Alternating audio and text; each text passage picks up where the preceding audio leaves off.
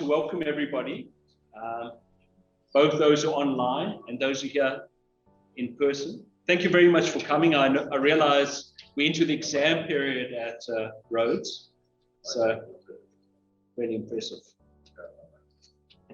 This is the last for this year of the Labour Studies seminar series run by the Neil Agate Labour Studies Unit.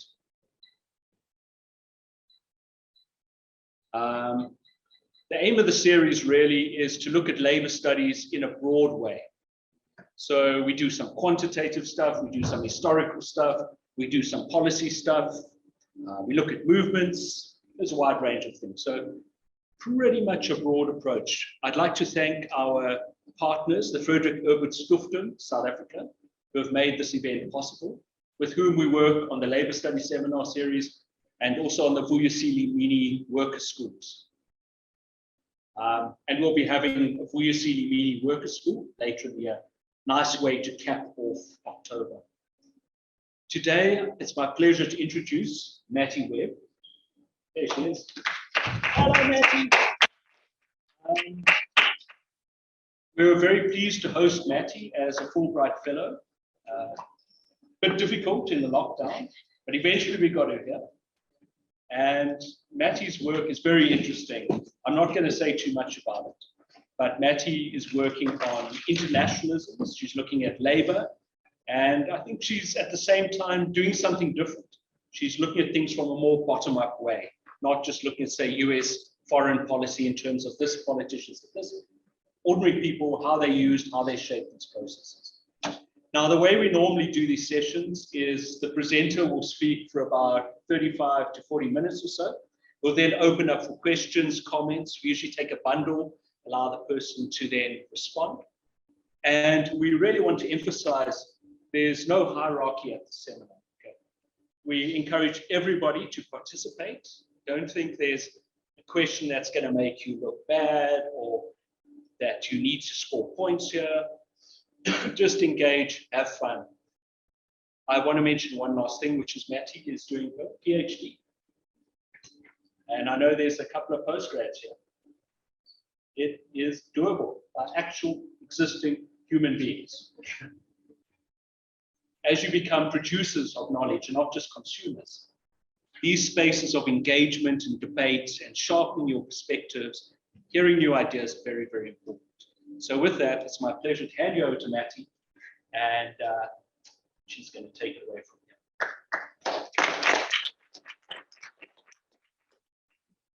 Well, thank you for the lovely introduction. Yes, the PhD is doable. I'm not done yet, though. So that is hopefully coming up in May. So I'm trying to kind of wrap things up right now.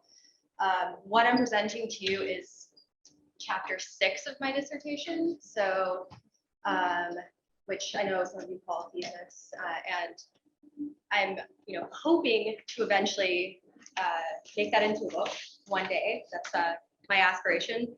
Lucian actually got a little bit ahead of me when he did the flyers for this event. He initially put book launch, which I was very flattered about, but this is unfortunately not a book launch yet. But anyways, without further ado, I'm happy to kind of share some of my research and just get some feedback.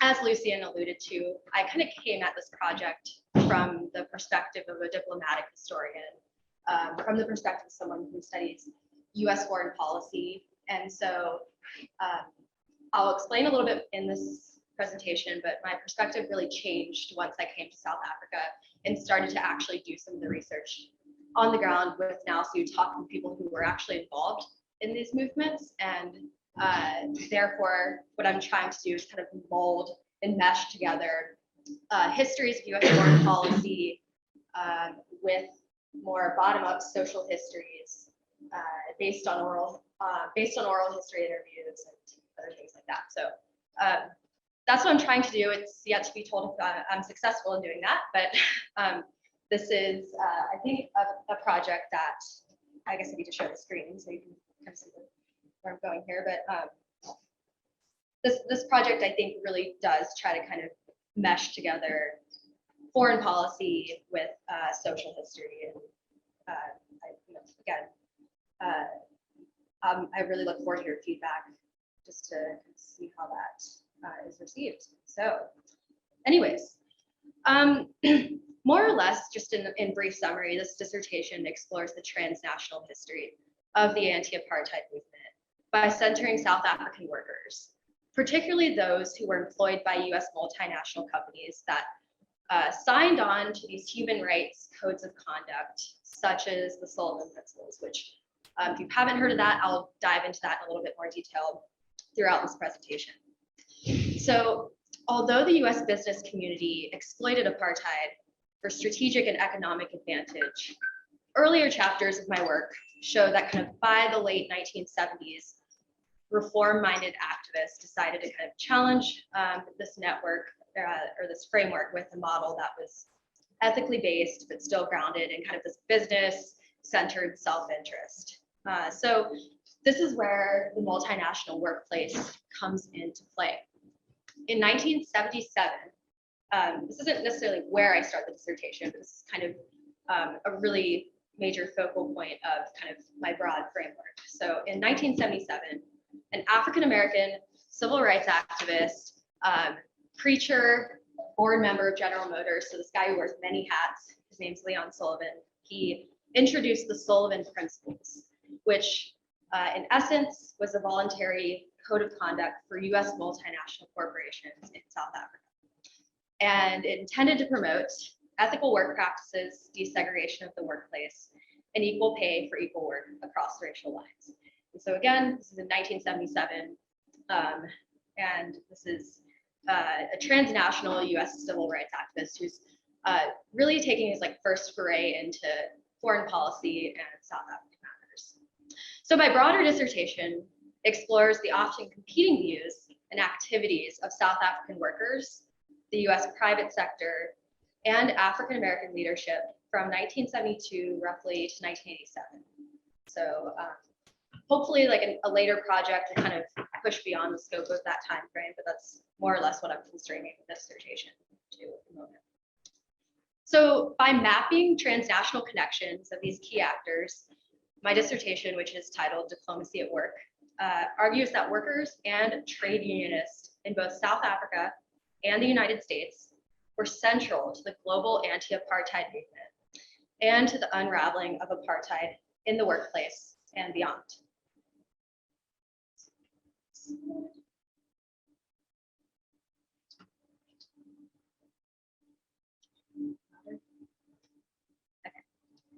Okay, so I do have an image of the Sullivan Code here for you to just get an idea of exactly what it entailed. As you can see, I guess I could probably zoom in on this a little bit more, but I'll explain it in some detail. It's pretty straightforward, right? So we have things like desegregation of the workplace, equal pay for equal work, training programs for non-whites to kind of prepare people for supervisory positions, and then also improving the equality of employees' lives outside the workplace. So pretty straightforward.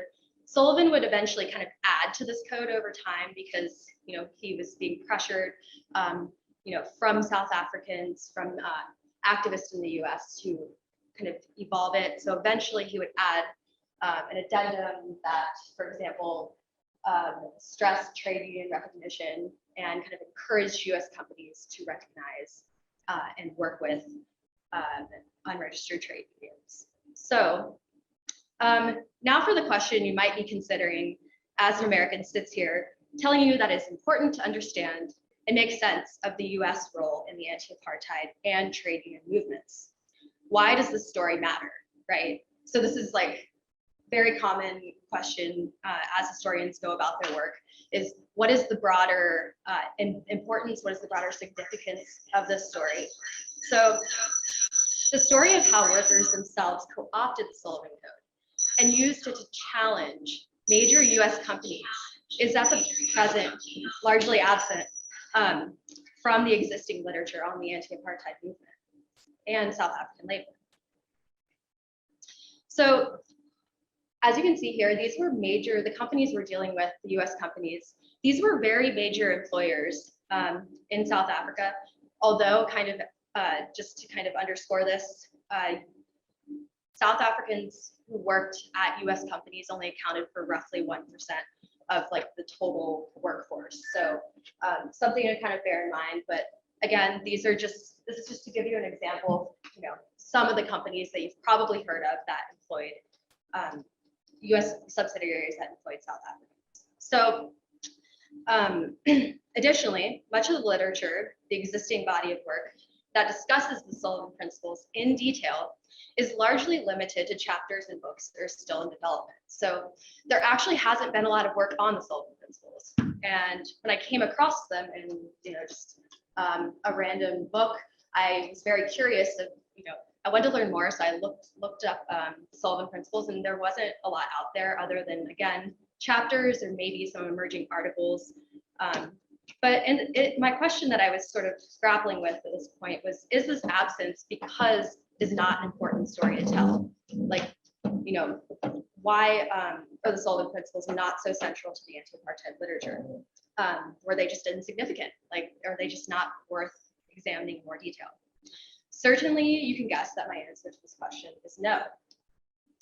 So to some extent, and here's more or less a spoiler alert, the absence is unsurprising and perhaps due to the fact that the Sullivan Principles failed to accomplish what one of my protagonists, Reverend Leon Sullivan, so the very, very tall gentleman in the back, intended for them to do, so which was to abruptly end apartheid. They did not do that. Sullivan had this grandiose idea that the Sullivan Code would bring down apartheid, maybe not overnight, but over the course of a few years, and this did not happen. So the divestment movement, as you know, took over, and I've included, just a picture here that, shows just one of the many protests that engulfed the United States during the 1980s, very vibrant across college campuses at the time. This is obviously at Harvard. And Sullivan himself ultimately reneged on the code, ultimately calling for companies to just get out of South Africa, right? And so the Sullivan Principles therefore failed. Sullivan himself acknowledged the failure and fully joined the divestment movement. So today, I'm trying to kind of square this failure of the Sullivan Code with sort of how it's memorialized and remembered today.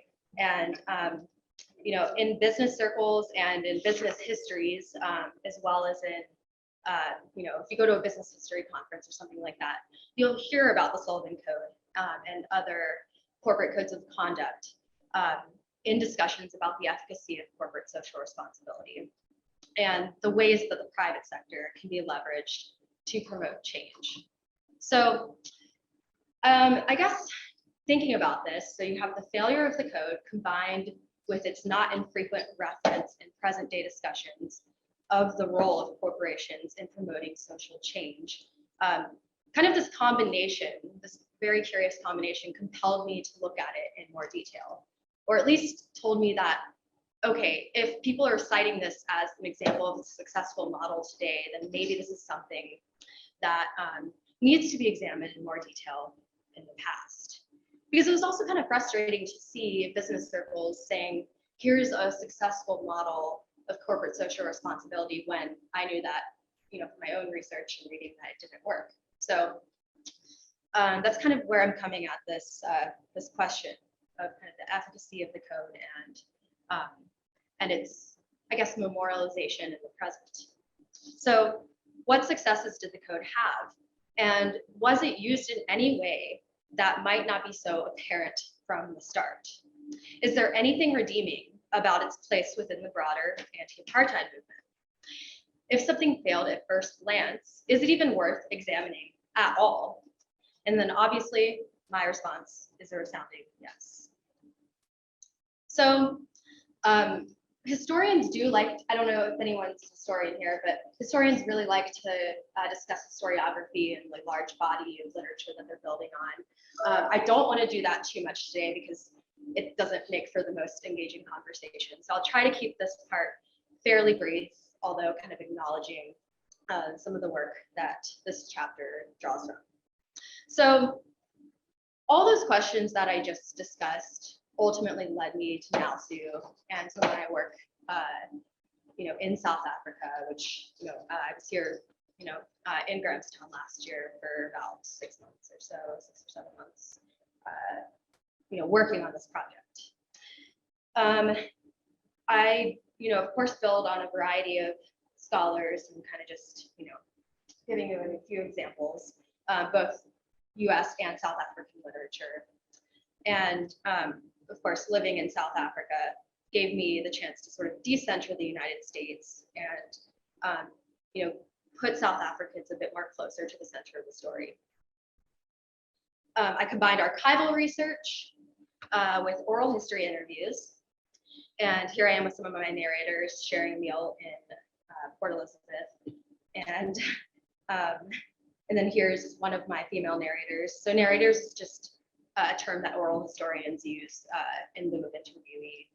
Just so you know, I'll be referring to interviewees as narrators, but they're interchangeable. So again, here's just a broad overview of the literature as well as the methodology that I'm drawing from. So kind of combining traditional archival research with oral history interviews. And I would love, any questions about that, especially oral history interviews. If you have any recommendations for people I should interview, I'm always constantly looking, for new people to speak to about this topic. So anyways, we can talk about that later. So as I argue, the Sullivan Principles and the international influence were indeed factors, and the way workers made sense of, communicated, and ultimately leveraged the foreign drawn codes helped me, helped advance the internal trade union movement. So again, I'm not seeing this Sullivan Code as a very static object. It's something that trade unionists were able to leverage to their own advantage in the anti-apartheid struggle. And this is something that I really could glean after speaking to South Africans that were involved in the trade union movement, but specifically those who worked at these companies. So worked at Ford and General Motors, and were actually have very vivid memories of the Sullivan Code and could kind of recount how, yes, it was frustrating, but we were able to leverage it. So of course I can, go into more detail in the Q&A about some of the, specifics of the interviews. I could talk about that, for a while. Thus, by traveling, throughout South Africa and seeking to better understand the transnational connections facilitated and enabled by international codes, I got a more complete story. And at this point, Diplomacy at Work, my dissertation is, it's not the first study of the Sullivan Code. It's not the first study of the anti-apartheid movement, but it is, to my knowledge, the first study that kind of shows the impact of transnational codes of conduct on South African workers and how, South African workers were able to leverage these kind of non-binding, weak codes of conduct to their advantage in the struggle. So I'm coming at this from a historian's perspective, and I think, as I was talking to Lucian before this, history I think is fascinating, but a lot of times to get people to engage with history, you have to connect it to the present. And I think the stories of transnational workplace connections are truly illuminating and also important for those at the forefront of trade union movements today, as well as human rights movements more broadly. So creating solidarity can be an international project, and trade unionists can creatively engage with workers abroad, perhaps using the multinational connection and building on the robust history of things like Pan-Africanism, Black internationalism, and shared worker internationalism, which I move into now. So unlike previous chapters of my work, this chapter positions workers and unionists in the international context. Though concerned with the local, these workers were truly internationalists whose lived experiences shaped the emerging union movement and the form and function of workplace codes. Black workers, through initiating strikes, mobilized their comrades for change on the shop floor, and even traveled abroad to places like the United States and throughout Europe to kind of forge international workplace connections. And this was confirmed in interviews, but also throughout the archive. There are plenty of documents, letters sent to and from unionists in the United States and South Africa, as well as beyond. So, thus, I think this chapter really relocates the agency of South African workers and recognizes their contributions to the global anti-apartheid movement.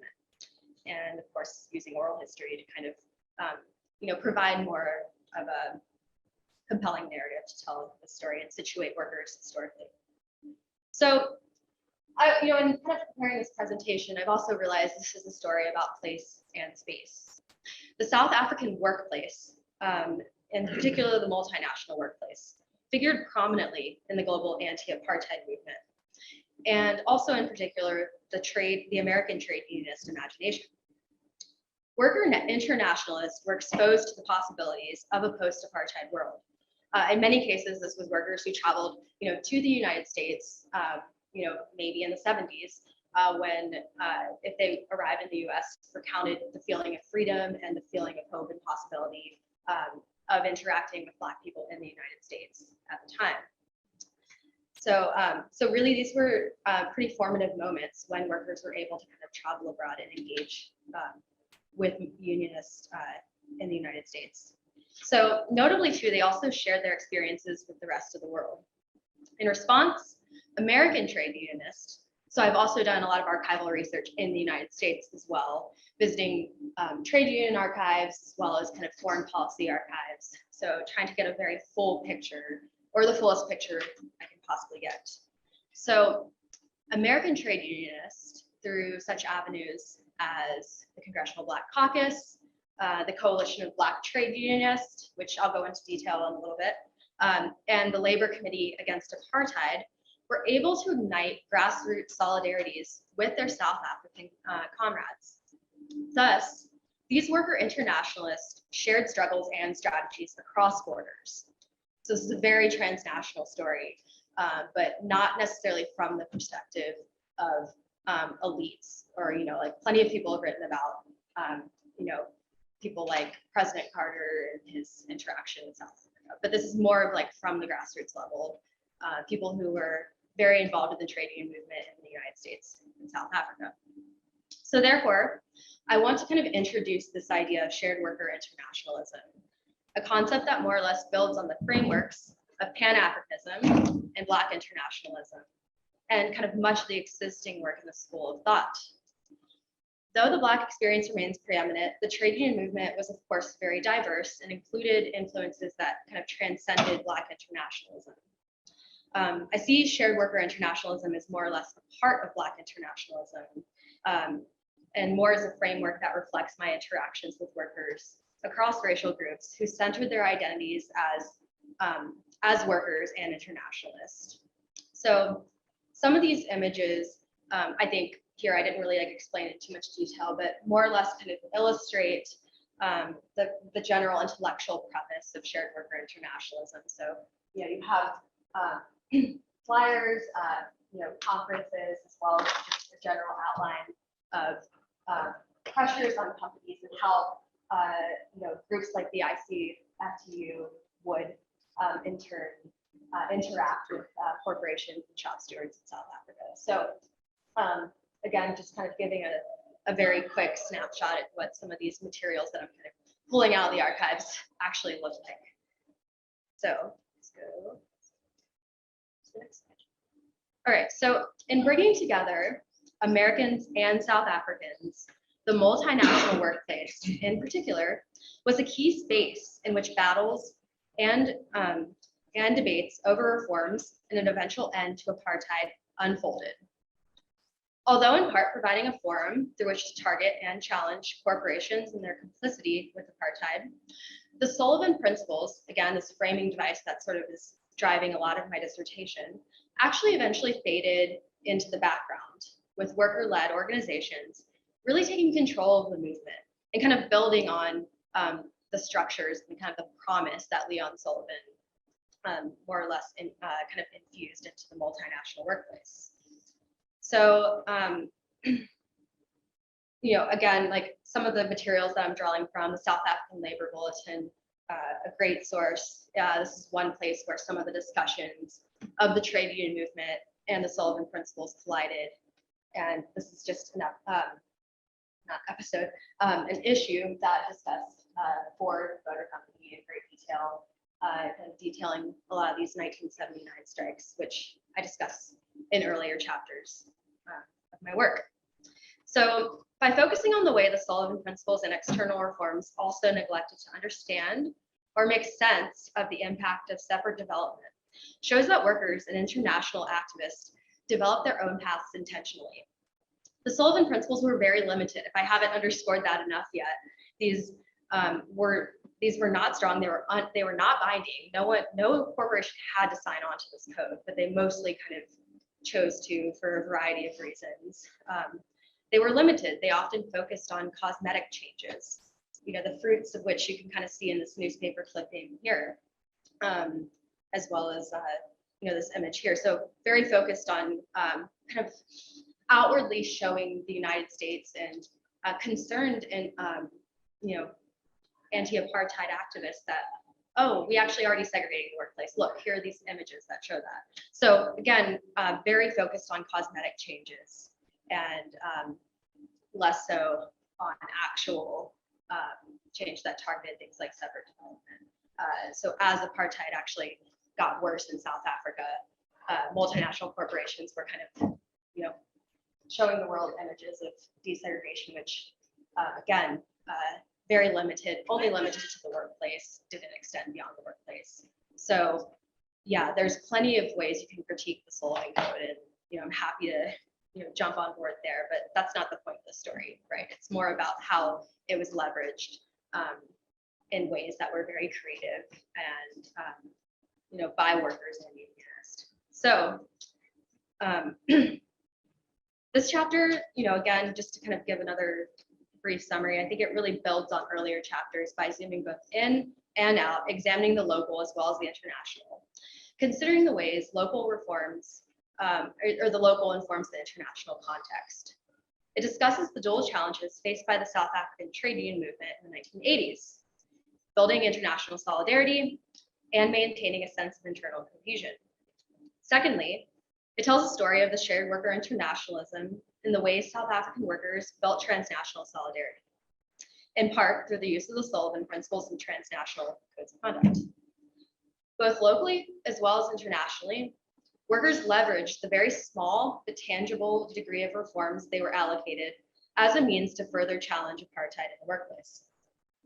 Ultimately, this work binds together race, class, and international solidarity politics.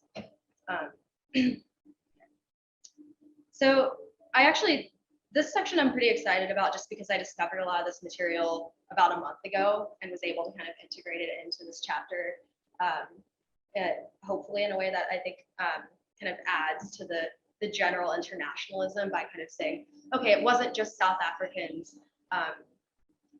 unionists who were reaching out to international networks, but it was actually US Black trade unionists who were also very involved in South African matters. So following the passing of the Sullivan Code, there was obviously a continuation, as I said, of the corporate exploitation of Black South African workers. Workers and unionists in the United States took note. To combat and challenge corporate negligence, Black trade unionists in the United States, namely under the guise of the Coalition of Black Trade Unionists, picked up the tab, making common cause with their South African counterparts. So the Coalition of Black Trade Unionists was founded in Chicago in 1972. By the late 1970s, its president, William Lucy, who is pictured here with fellow anti-apartheid activists, began directing the group's attention to South Africa and the plight of the Black South African worker.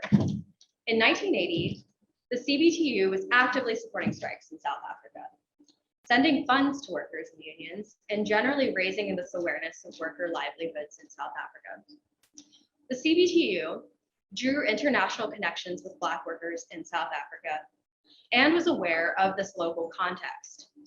An early example of their support came in the form of just general support in letter writing and financial donations to those involved in the 1979 strikes in Port Elizabeth, which I discussed with plenty of my narrators. So Again, that's just an early example of some of their work, but I'll dive into a little bit more detail now. So US labor leaders would work diligently to ensure that South African worker and unionist livelihoods were prioritized by US policy. One way to accomplish this was through the formation of another crucial lobbying arm, the Labor Committee Against Apartheid. The Labor Committee Against Apartheid was formed in June 1983, when roughly 50 labor leaders from the greater New York area, representing roughly 20 various unions, coalesced. The organization combined forces with the CBTU, raising funds to support wrongfully detained Black South African workers. Together with the CBTU, the Labor Committee Against Apartheid viewed apartheid through the lens of shared worker internationalism, seeing worker issues as interconnected. The committee's first major action was a labor delegation to the South African consulate and US mission to the UN to protest the persecution of Oscar Mpeta. Mpeta was a 73-year-old Black South African labor leader and would become a focal point for US labor activism over the next few years. Thus, the Committee Against Apartheid decided to assist the independent Black trade unions in South Africa. They also forcefully challenged President Reagan, stating that, quote, "It would seem the administration would rather let a Black labor leader die in prison than imperil their friendship with the racist apartheid regime," end quote. Mobilizing briskly, the Black American trade union movement wasted little time. In July 1983, a coalition of unionists signed a letter of protest on behalf of Mpeta, which they sent to the South African Consul General. The collective of labor union leaders delivered the signed letter in person, advocating for the release of Mpeta. The final resolution, adopted in August 1983, claimed that Mpeta's conviction was representative of an attack on the entire independent labor movement in South Africa. So this campaign was generally very successful in garnering wide transnational support for a South African labor leader. Significantly, it was also a key example of alignment, at least in the US context, of the labor movement with the civil rights movement. So this action for Mpeta was widely received in South Africa. With, for example, the Rand Daily Mail reported that the obvious interest in these kinds of actions in South Africa is a very important measure of the potential effectiveness of the Labor Committee. So despite, unfortunately, despite the wide-ranging support from Mpeta, the apartheid government did not counter, and he remained in prison until his 1989 release alongside other political prisoners. So that's, of course, just to give you one example of sort of the work of the Labor Committee. But labor ties, between the United States and South Africa went beyond the CBTU and the Labor Committee in their campaigns. Physical visits, so traveling to and from both countries, were also constant and included South African workers visiting the United States, but also some American leaders traveling to South Africa. The AFL-CIO, which is an American trade union federation, continued to bolster shared worker ties. They sent a delegation to visit South Africa, where they held informal meetings with trade union leaders. The FASATU Central Committee outlined that international worker contact was necessary to build international worker solidarity in the struggle against the economic, social, and political oppression of workers. Physical visits were central, to this mission.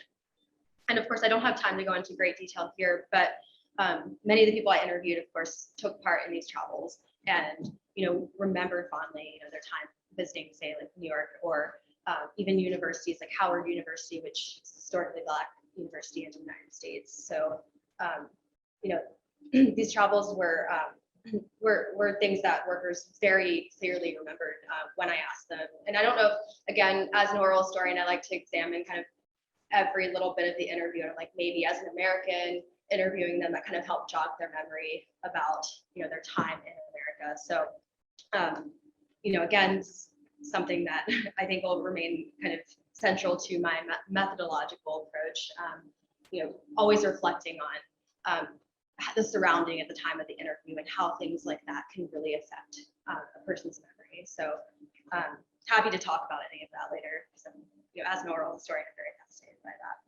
So just to give an example of Americans who visited South Africa, William Lucy, again, the president of the CBTU, was someone who did visit South Africa, but also Eric Fruman, and I have this, a flyer from that visit here. Traveled to South Africa in 1984 as the first health and safety expert from an American union, invited by one of the emerging Black trade unions to assist them with developing a health and safety program. After the visit, he returned to the United States to share what he found and vividly illustrate, the sordid conditions, living conditions in South Africa for the Black population. So again, this is really central to kind of illustrating to Americans exactly what was going on in South Africa at the time. So many European and American shop stewards made official visits to South Africa, and of course it went vice versa as well. So many of the South African trade unionists who traveled to the US and Europe were Black and were keenly observant of the Black worker experience abroad. One of my narrators recalled traveling to Canada, the US, and as well as the UN Anti-Apartheid Committee, and in fact even visited Congress and addressed Congress, but also went to Detroit and addressed the United Automobile Workers in Detroit. So even recalled meeting Leon Sullivan himself. So again, these connections, ran deep, and South Africans were very involved in kind of sharing, what was happening in South Africa with an international audience. So from raising funds for South African workers to physically traveling between the two countries, to advocating for Black South African workers in official US policy, such as those visits to Congress, right? Trade unionists in the United States and South African workers and South Africa connected places as distant as New Brighton and Detroit, using that as an example because of the automobile industry that's kind of tying together these two seemingly separate locations. So workers themselves were very central to kind of forging these transnational ties through the multinational corporation and kind of also at the same time transcending it. Still, workers saw the multinational workplace as a way to push for local workplace reforms on an international level, seeing it as a forum for activists and unionists to challenge companies, to uphold worker rights, but also principles of anti-racism. So challenging these companies because at least on record, they're signing on to the Sullivan Code. So, workers and unionists can take that to the company and say, hey, on paper, you signed this, but you're not upholding the principles here. So at the bare minimum, this was something that even if companies that signed the code thought they were just getting off easy, workers were like, no, we actually are going to hold you accountable to, what you said you were going to do. So international connections in the form of financial support, letters, and donations would continue throughout the 1980s. These donations were not limited to registered unions either. Some granting institutions explicitly donated to unregistered trade unions in South Africa. And connections, of course, stretch beyond the United States. So international federations likewise, provided a forum through which worker internationalists could amplify their concerns and the violence of apartheid. The ICFTU Coordinated Committee on South Africa, although established in 1974, would amplify its work in the 1980s. The ICTFU sought to build transnational connections and shared worker internationalism, but not entirely outside of the scope of the Sullivan Principles of multinational corporations. So most notably, they drew up a program of action in November of 1980. In this detailed plan, they called for things like meetings of shop stewards and companies with subsidiaries in South Africa, and also aimed to plan solidarity action. So some excerpts from the program, which are particularly illustrative of the transnational connection, are copied here. I kind of took a little bit from that pamphlet that I thought really kind of showed, some of the commitment from the ICFTU to the trade union movement in South Africa. So their objectives, so the ICFTU is again, like an international trade union federation with member federations from around the world, including like the AFL-CIO in the United States. Their objectives were more or less twofold. One, to strengthen the union movement in South Africa, and two, to make multinational corporations a clear part of that strategy. Both objectives were, of course, related. The ICTFU claimed that as a means to build strong support for the Black independent trade union movement, it would select a number of target companies whose management in South Africa was obstructing the process of organization. So they really did their research, right? And they were reaching out to, FASATU and trying to actually get a really clear sense of what was happening in these companies. And, even collected various evaluations of operations in these multinational companies. And so a lot of these are kind of contained in archives throughout the US and South Africa. It takes a little bit of digging because of course companies don't want this on the record, right? So again, of all the evaluations I've read of companies, none of them are good. So even Ford Motor Company, which is kind of upheld as the best, most progressive company in South Africa, received really scathing critiques from, I think it was professors at Rhodes University who were actually tasked with doing some of these evaluations of, how is the company living up to things that it ascribed to in the Sullivan Principles. So again, the ICTFU, drew on some of these evaluations and kind of used them to uphold that these existing codes were really inadequate. But the ICTFU also nodded to the utility of the codes, claiming that they offer one avenue of pressure which can enable trade unions in the industrialized countries to assist Black trade unions in South Africa to organize and obtain recognition. So again, this is all described in the program of action. At a separate meeting in West Germany in 1984, in support of the trade union movement, representatives from South Africa actually traveled there from the emerging union movement and provided supplementary information on what was happening in South Africa at the time, as well as kind of the inner workings of the independent trade union movement. So between 1980 and 1984, this international federation, the ICFTU, also provided support for the organization, recognition, and collective bargaining campaigns, which included approaches to management by unions in a company's home country, to support the demands for full rights of the independent Black trade unions in South African subsidiaries. In many instances, these international connections through trade unions demonstrated how workers and trade unionists in South Africa and beyond took matters into their own hands and actually filled the gaps that the Sullivan Principles very much left vacant. So I don't know how I'm doing on time right now, but I'm pretty much close to the end. I just wanted to kind of detail that shared worker internationalism. I've kind of presented this idea of, worker internationalism, people traveling to and from both countries to kind of advance the trade union movements in both the US and South Africa. But this was not a concept that was necessarily universally adored. So, to give kind of a general understanding of what happened here, we have organizations like Mabusa, like SACTU, that are very hesitant on some of the efficacy of using the international connection as leverage.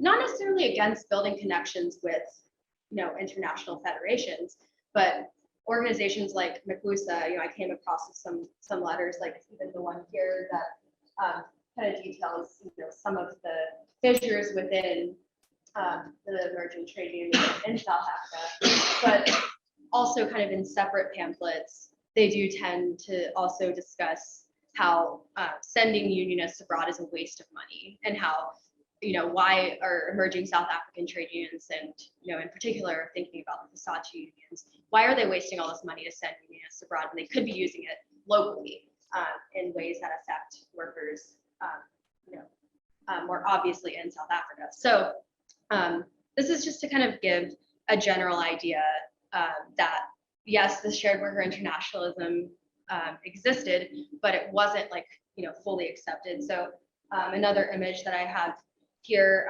shows actually someone that I interviewed for this project, and I found this image in a book, so it's kind of cool to come across, because this is Tozomile Botha, and he visited the United States, Canada, and kind of, this is him meeting Bob White, who was a Canadian trade unionist with the Canadian branch of the UAW. So even though Botha, was visiting and meeting with trade unionists abroad, in kind of some of my interviews with him, as well as some of the articles that I've read about him, he does kind of reject some of the donations from international bodies, as well as the use of international education programs, which he kind of viewed as a way to divert the course of what he called, quote, to divert the course of our struggle and manipulate the leaders for other ends, end quote.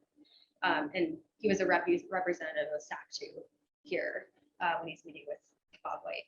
So again, I don't want to dwell too much on some of the intricacies of the opposition to shared worker internationalism. This is just to kind of present that this idea that I'm proposing is not something that is uniform. Just like really anything throughout history, there's going to be two sides to every argument, and I think this kind of illustrates that the trade union movement, also in South Africa as well as in the United States, grappled with how do we constrain our scope, and how to best use funds to kind of advance shared worker interests beyond borders. So I think, I know I've been talking for a while now, so I do want to kind of tie this together a little bit and just kind of reflect on some of the themes throughout, including, shared worker internationalism, Black internationalism, and thinking about how, hopefully this talk was able to expand, I guess, the story of the Sullivan Principles in a way that, encapsulates the trade union movement, but also kind of shows how workers themselves were able to kind of use existing structures to push for change. And I realize I have a lot of pictures of Leon Sullivan here, and I haven't actually talked about him as much, as I would like. I guess because I talk about him so much in early chapters of my dissertation. So if you have, I get tired of him after a while. He's kind of like haunting my dreams. So anyways, if you have any questions about him, I'm happy to answer them. But he wasn't, central to this chapter. Hopefully he kind of, I think at this stage he was fading into the background. And like I said, workers and trade unionists were really taking hold of kind of the general reformist idea that he proposed and making it, I guess, their own. So reflecting on the meaning and significance of shared worker internationalism is crucial also for the trade union movement at present. Scope and focus is important, and it might seem overwhelming to think of the intricacies of building connections both in the local community and abroad. Rather, an easier answer might be to choose between the two. Using these historical case studies, it's possible to learn lessons in the present.